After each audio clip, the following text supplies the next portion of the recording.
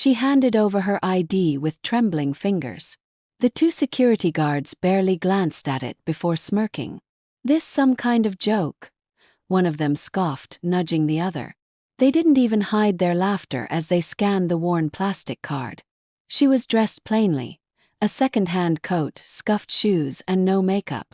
Just a quiet, older woman with tired eyes. The kind people usually overlook. But then the screen flickered, and the laughter died. Because the moment her ID hit the system, an emblem blazed onto the monitor. Glowing gold, pulsing, and unmistakably real. They froze. One guard took a step back. The other blinked rapidly like the machine was broken. "Ma'am, I need to call someone," one stammered. The woman stood there, calm as stone, watching their entire demeanor shift. 3 minutes later, a black SUV screeched to a halt outside the checkpoint. A tall man in a suit, flanked by 2 agents, stormed in.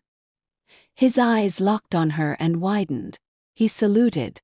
"Commander Hale, we had no idea." The guards' faces went white. Because the woman they'd just mocked, the woman they assumed was nobody, was Commander Evelyn Hale, the former lead of a now classified military unit that hadn't officially existed. She had been off the grid for years. And her clearance, it overrode theirs tenfold. Why are you here?" the agent asked quietly. "I came to see my grandson. He was injured in service. But your men here tried to block me." Her voice never wavered, but there was sadness in her tone.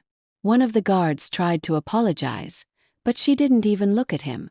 "You see someone who looks poor or tired, and you assume they're worthless," she said softly. "But respect, that's not something you can judge by clothes." Silence filled the room. Later, one of the guards would be demoted. The other resigned. But for weeks, the security staff whispered about her. The woman who didn't shout, didn't fight, and didn't have to. Because when her ID lit up, so did their understanding of just how wrong they had been. Never underestimate the quiet ones. They may have done more for your freedom than you'll ever know. Subscribe for more true stories that remind us appearances can lie, but honor never does.